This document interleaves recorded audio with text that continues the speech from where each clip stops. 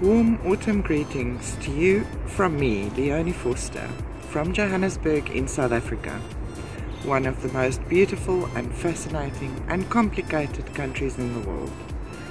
And welcome to Esomar Update. Welcome to Esomar Update. This week Kim is joined by Esomar Professional Standards Committee Chair Judith Passingham with news about the questions to help users and buyers of online samples. MARIE-AGNÈS showcases our National Representatives Network. Claudio updates us on EU regulatory developments and Rhiannon flags upcoming events. Last but not least, Ricard will be joining with our Esomar Young Society member and member in focus, Arthur LABARRE from France. I am pleased to be joined by our special guest, Judith Passingham, who is the chairwoman of our Professional Standards Committee, here to tell you a little bit about a new guidance document that we've just issued.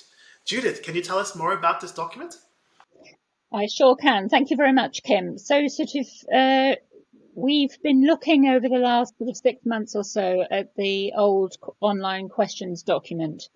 And one of the things that occurred to us is that this marketplace is changing so rapidly that we needed to update it. And we're going to update it at a much more pacey frequency going forward, reflecting the size of the online market within market research.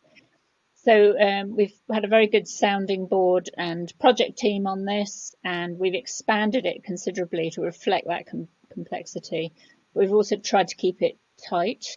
And the reason that I think this is very important for the industry is because it sets a basis for a common dialogue about what constitutes quality sample. And I think this is particularly important in the online area because the market is so complex to understand, because you've got disintermediation going on in that market and so many different organisations and players and actors operating in it. It's very important that we have this common dialogue and common understanding. So that's what we've sought to do. So if you're buying sample or you're providing sample, we'd really urge you to download this from the Esomar website. There's also some new things that we've brought in. So we've amplified the policies and compliance section, which is obviously more important. And also we've introduced a metrics section, which is hopefully going to be an unambiguous dimension to it. So please download it, have a look at it, use it, and we're very interested to hear what you think. So let us know. And Judith, if I understand right, the document isn't it's not a definitive, and you don't have a kind of, this is the right answer, this is the wrong answer, but it's really about helping to structure the conversation between the sample provider on one side and indeed the user and the buyer on the other side, right?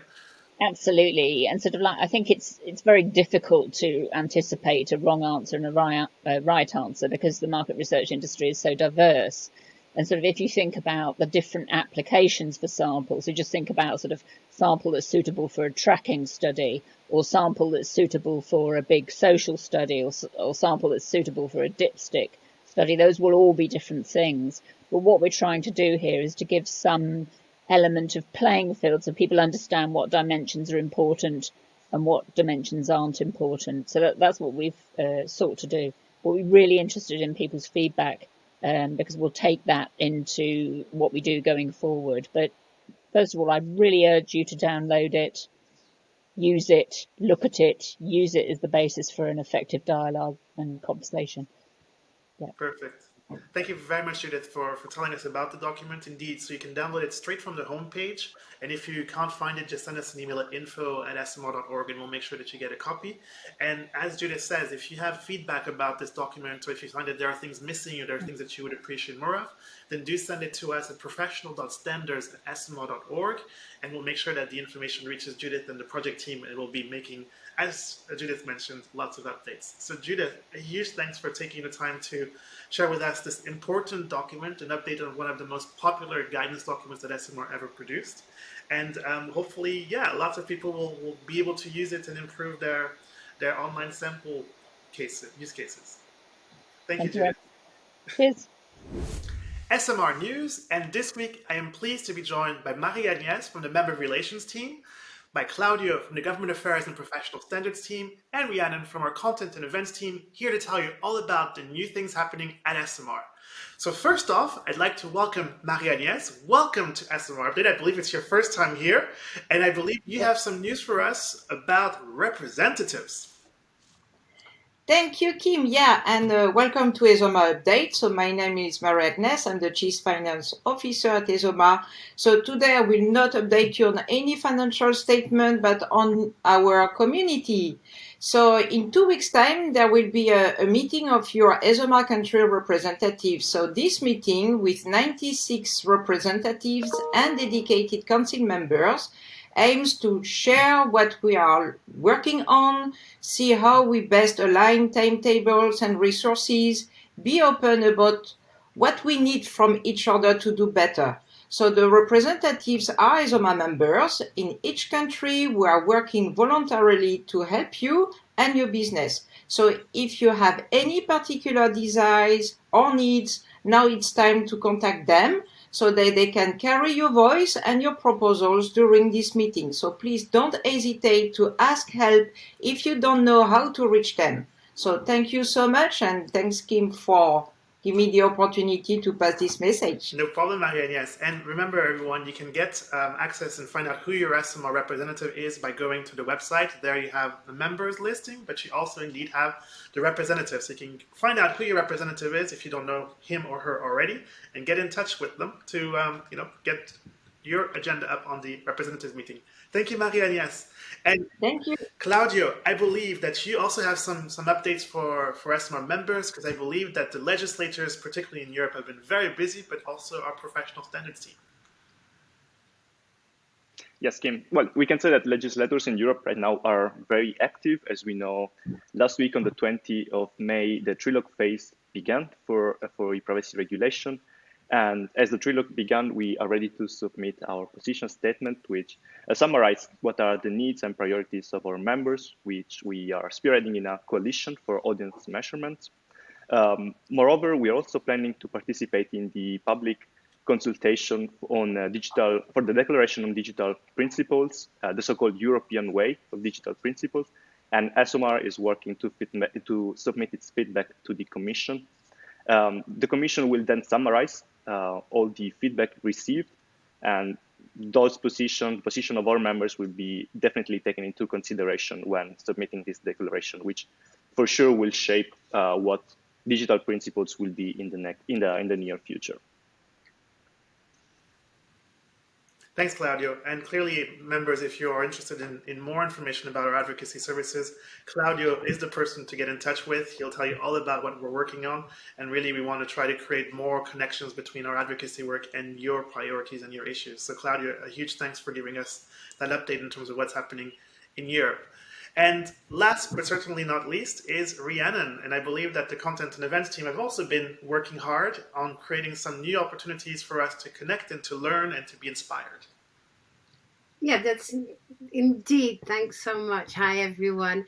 Well, this week we've had the first chapter of Wonderful Mistakes.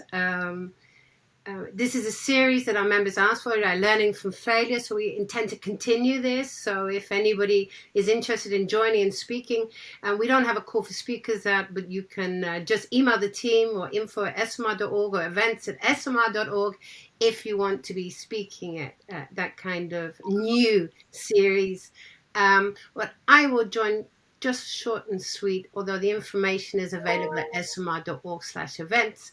But we have a couple of things coming up very soon. One is on the 8th to the 10th of June. We have the second of our virtual academy training. This one is focusing specifically on pricing research geared to behavioral science. So we hear a lot about value pricing, but this is more geared to behavioral science. So super interesting. The information is online, and it's 3 sessions in the day. So that is something that you can watch live or on demand. Also on the 8th of June, we're doing a community circle to connect with our qualitative members and talk about the events of the future, but there'll be more info online. And last but least, 23rd of June is the second in our flagship series. We received all the speaking proposals, and we're going to be featuring the program. I think it'll be online tomorrow already. This is an event that our members can join for free, and they can already register now. So that's 23rd of June, looking at, what is your vision of the research industry, and how does that vision, that ambition, then add value to the greater kind of scheme of things. So lots happening. That's about it. I could talk for ages, Kim, so I'll be quiet now. No problem, Rhiannon. Thank you so much for all that information. So indeed, be aware, we've got some great events coming up for you in the next few weeks. So do check out the Esomar website, esomar.org/events, where all of that information, including all of the sponsored webinars, as well as all of our other activities like our community circles, are all to be found. So a great set of things happening at Esomar. Claudio, MARIE-AGNÈS, Rhiannon, huge thanks for sharing all of the information with us in such a succinct way. I appreciate that, and I'm sure those watching us also appreciate it. And thanks very much for joining us today. Thanks so much. Thank you. So welcome to another installment of the Esomar Member Focus. I am Shrika Govindaraju once again, and I'm very happy today to be joined by one of our younger members and an Esomar Yes member, Arthur LABARRE. Arthur, thanks for joining us. And I think to start, why don't you give us a quick introduction of yourself. What is it you do? What do you work as? And what's your history with Esomar? What brought you to join Esomar as a young member as well? Okay. Good evening, Srikar. So, as you said, my name is Arthur LABARRE. I am 24 years old, and I discovered Esomar's team 2 years ago now. Thanks to Danica Smith, who interviewed me and booked me for Esomar's Congress in Edinburgh offices at the place you did organize. So I missed that one, but I heard there was a pretty good party there. So yeah, exactly. There had been a pretty show in a gallery. A famous one we had the chance to visit. And nice. Since this, I did attend many other webinars, etc., trying to keep following all the insights and presentations from the speakers and the people part of the community. It has been a bit difficult during the lockdown for me to find a work with my master's degree, and now I am engaged as a volunteer in an NGO such as Esomar, which is implicated with the United Nations to help women who are too poor to take care of their periods and need help for that.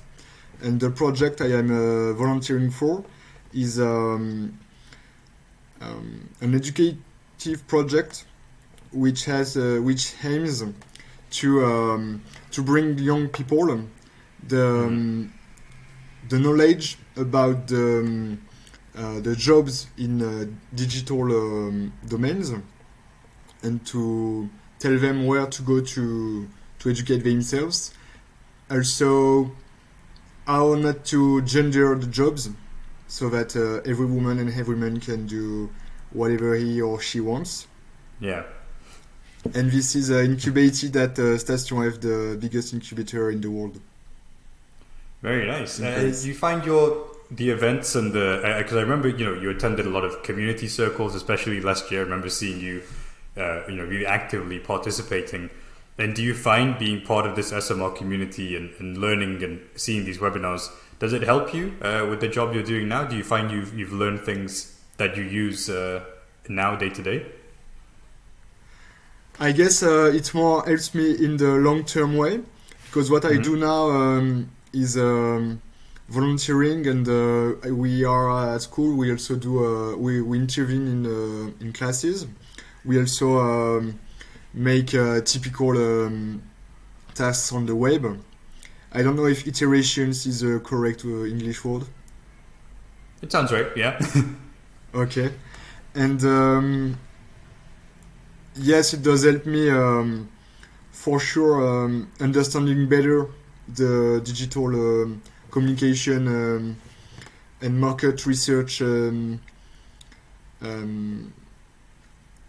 process, and the way to cooperate at a global level.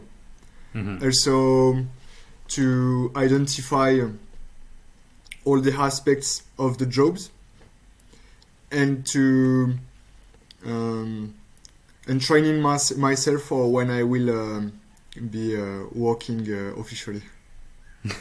Fantastic. And you mentioned digital, which I think is very interesting. And I want to ask you, as a fellow young person, we talk lots about technology, and we talk lots about, these new developments.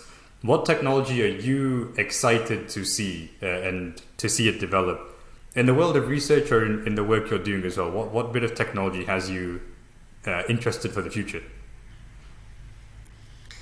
We all are overwhelmed with AI, which has changed and will keep transforming our lives every day. And it's only the beginning. I have read Amadeus, and we hear about AI every day on the web, scrolling, etc. So it's a contemporary technology. A future one in market research, which I will be curious to know how it could impact the everyday work, is robots. How could we introduce robots in market research? And also 4 dimensions, like would 4 dimensions be able to help us showing data in the future decades with blue light. Yeah. That's a really interesting one, because a lot of people, they say artificial intelligence, or machine learning or blockchain, but robotics, that's an interesting one. I haven't seen that yet, but yeah, who knows? Maybe have you seen anything recently that makes you interested in robotics? What's got you interested? What is interesting in robots in the last decade is we are able to make them talk, to make them walk, and to make them looking like humans. Yeah. It can create fear also. A little bit. Yeah. And it's still quite contemporary, even if it's really futuristic. As when we were born, it was only starting. We still have grown up with, so our generation is quite used to see machines and the screens. Yeah, that's true. That's true. Now, keeping our eyes on the future, and as you're saying, you've joined a lot of Esomar activities in the past. You went to the conference, you joined a lot of the community circles last year when everything had to move online. What Esomar activities or initiatives are you looking forward to this year? What do you have on your radar that you're looking forward to join? I am still pleased to take part in the African Community Circle. It's very pleasant, but also it brings emotion for me as a French to converse with people in African countries. Sometimes we do speak the same language, so it's a very good opportunity. Furthermore,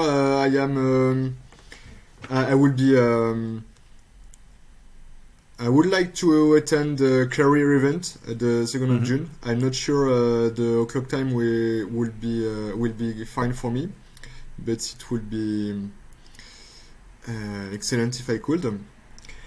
And mostly for sure in September the Insights Festival, even if it is only on the web. because as I am a member, I will be able to look and listen to all the webinars, such as last year when you invited me for free, which was a gift I will remind of. Yeah, hopefully we have another full program this year of webinars and circles and everything else for you to join in and enjoy, and especially as a young member as well. And I think as a last question, and I have to ask this, it was Eurovision recently, and everyone's thinking about it. If you have to recommend one song from your country, what song would you recommend for people to listen to? Well, as our lives are going to restart everywhere on the world, mostly in France, where we have been where we have met again freedom quite recently, being able to sit on chairs at the restaurants outside, and soon inside. I would recommend everyone who will listen this video to listen to Georges Brassens, a famous singer of the 20th century, and his song Ban Public, in which it is about to kiss publicly at the front of everyone, whereas it was not forbidden, but not very noble to do, like it was a thing for moral to kiss someone in the streets. Yeah. Oh, fantastic. Well, I'll definitely be checking that song out. Arthur, thank you very much for your time and for sharing your Esomar experience with us. The pleasure is shared, Srika. Thanks, and I hope to see you at more of our events in future.